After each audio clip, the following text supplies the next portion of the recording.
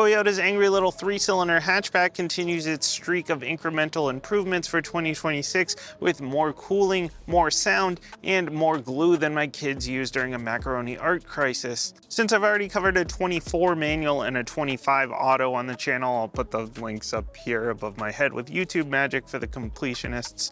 I'm gonna do sort of a speed run through this one and focus on the highlights as well as what's new for this model year.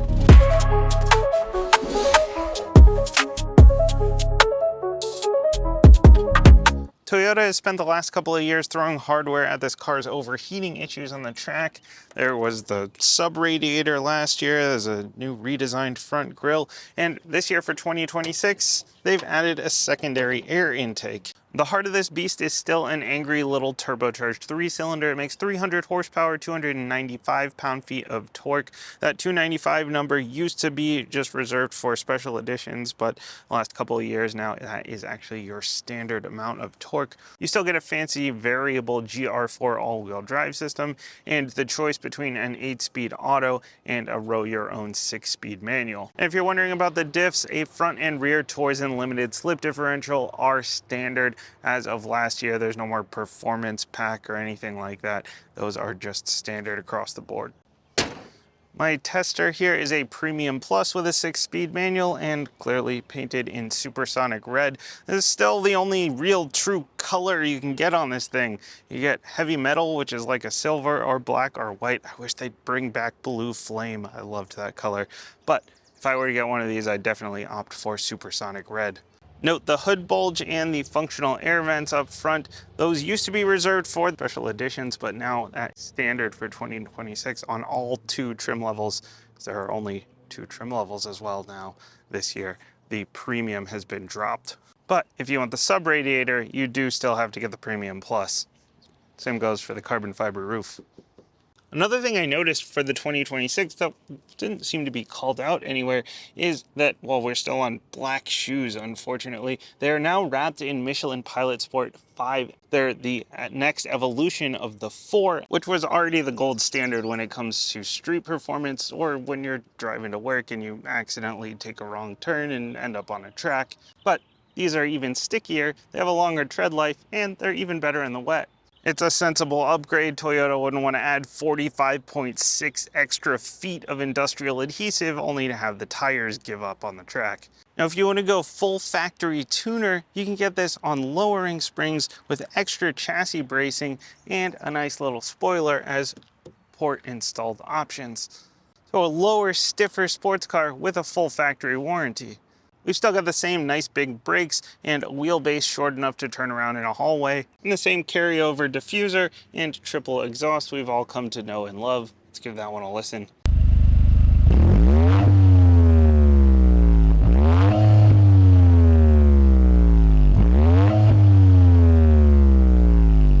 I literally just washed this thing and there is pollen everywhere. I'm going to die from allergies. Now, being a tiny little rally monster does come with some sacrifices. The cargo area is cozy, to say the least. A Type R might as well be a moving van in comparison. But it's enough for your grocery run or to fit a couple of gear bags. Or if you do have to get the dogs in or make a Home Depot run, you can always knock these back seats down and tell your passengers to Uber home. Yeah, thanks for helping load up the car. I'll see you when you figure out how to get home. The interior is still very much Corolla. There's a lot of hard plastics, a little bit of leather around, but hey, your money went towards performance and, well, the glue budget, of course. But it's driver focused. There are physical controls for everything, and these seats are awesome. These are the ones you want. These are the Brin Naub suede and leather seats that they've had for the last couple of years, but you used to have to go up the trim ladder in order to get them. Now they are standard even in the base. The only difference is you get gray stitching instead of this red that I have in the Premium Plus. Standard stuff in here, you got USB-Cs, you got a wireless charger that works 12% of the time like all wireless chargers everywhere. You get a leather-wrapped steering wheel, you get a leather-wrapped shift knob. I actually have the optional GR Corolla shift knob, which is not a short shifter. It appears to be a little bit weighted, but otherwise it's really just a little bit of a different design. Manual handbrake still, love that. wireless Android Auto, wireless Apple CarPlay, fully digital gauge cluster with all kinds of performance information in there, physical controls for your HVAC, your drive modes are easily accessible, your GR4 settings are easily accessible, cup holders are nice and out of the way, still controversially, no armrest unfortunately, but honestly it doesn't bug me.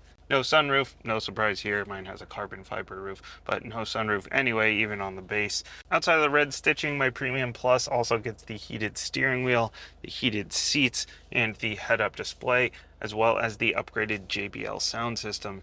Now, the only real difference here between this year and last year on the interior here is going to be that JBL sound system used to be an 8 speaker, now it's a 9 speaker with an active sound control system. So that's where my more sound comment came in before. You can pump sound inside for more engagement. I honestly didn't really notice any difference between having that on and having it off. There are 3 different levels, a high, medium, low. I put it on high, medium, and low, and really didn't notice any difference between having it on and off, but hey, it's there if you want to play around with it. Back seats are still tight. I mean, it's still a Corolla hatchback back here. Save this for kids, contortionists, short people, people who have wronged you in some way, but you don't have the heart to tell them. No vents back here at all, not in the center area, not in the door, not in the roof. Nowhere to be found, so don't want to be back here on a hot day. But you do have the bottle holder off to the side there. You got the fold down armrest with a couple of cup holders. And that is just about it. It's pretty bare bones back here. Alright, getting this thing moving out onto the road. I'm going to be straight with you. If you are just going to the store to get more macaroni for your kid's art project, you're probably not going to notice the extra industrial adhesive, the stickier tires, the secondary air intake. Stuff is probably not really going to make much of a difference for you. You got 2024, 2025, 2026. It doesn't really matter in that case if you're pretty much just spending all your time on the street.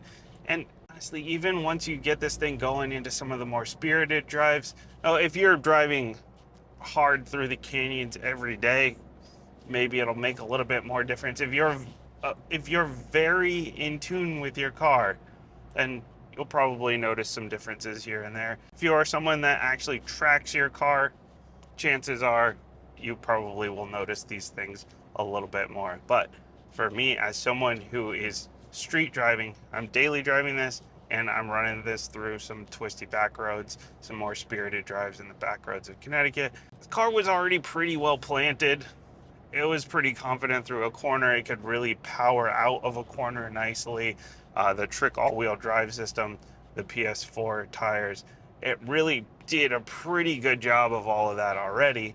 Now it's better, but are you going to notice? I know it's human nature to want the best, the most performance-oriented, the newest, the greatest, but realistically, if you're just driving it on the street, probably get away with buying a used one and saving a couple of dollars.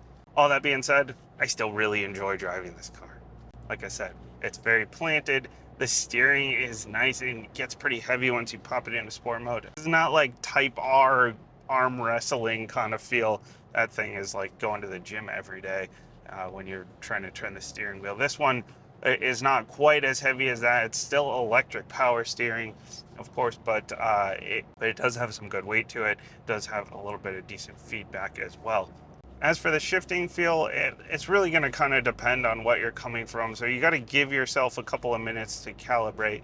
Like if you're coming from a S2000 or something, you're going to be disappointed for the first couple of minutes. I know even coming out of my Cayenne, that has a pretty nice notchy kind of snick feel to it.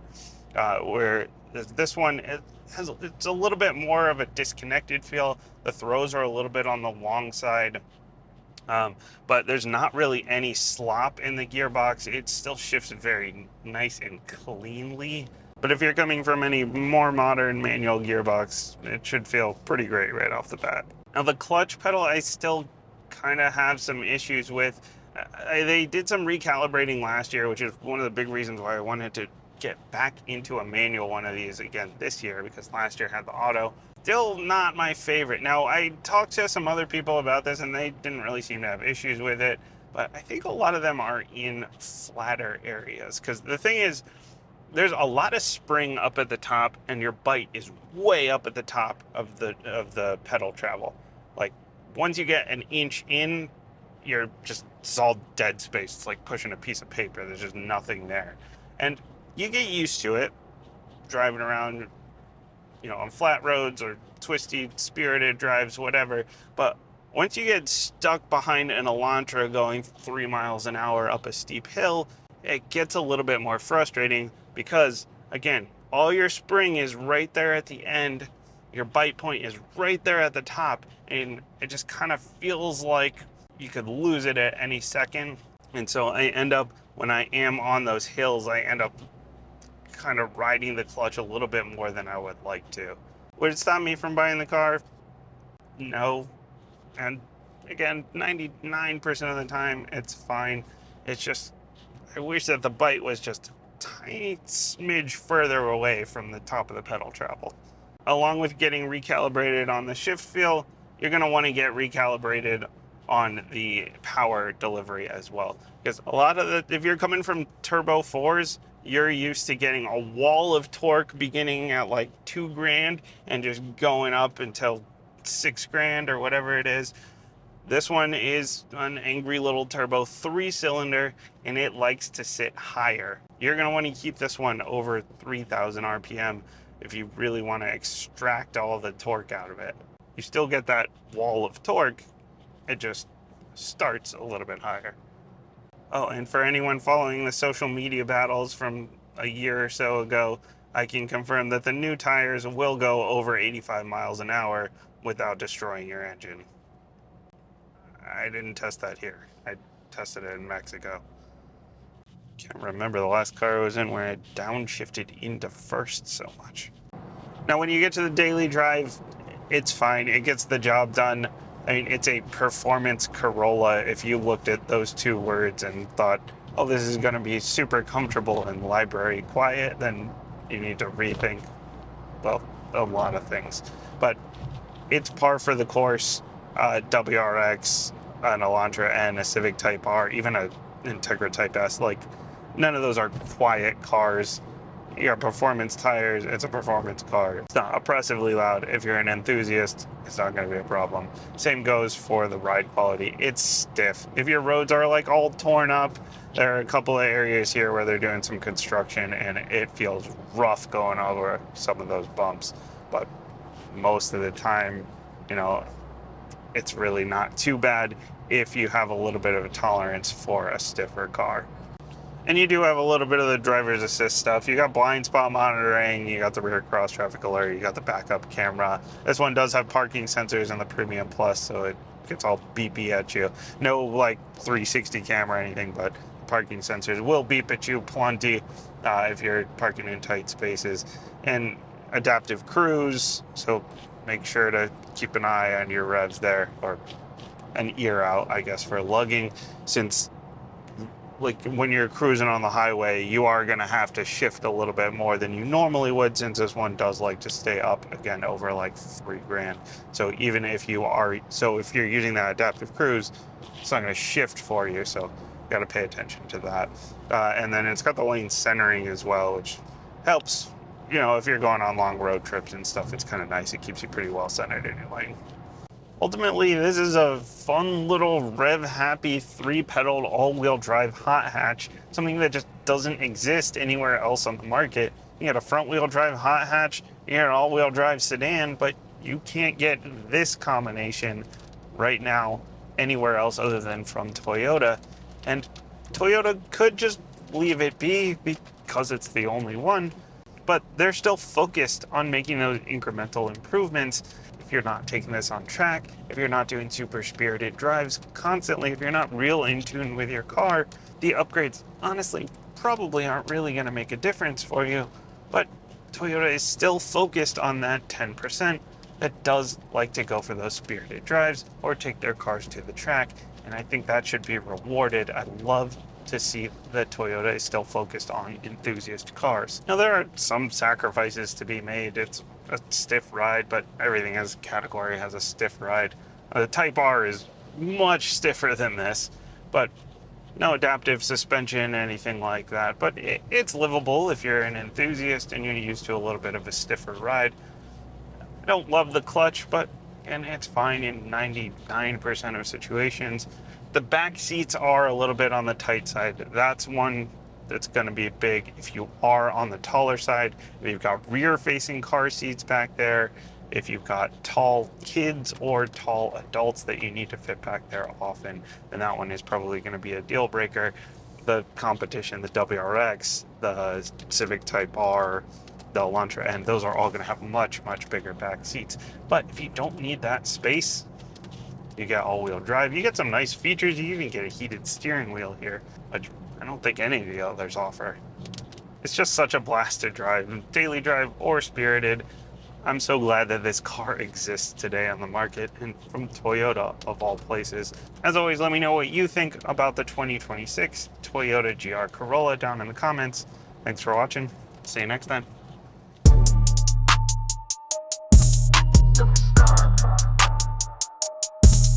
You're my friend.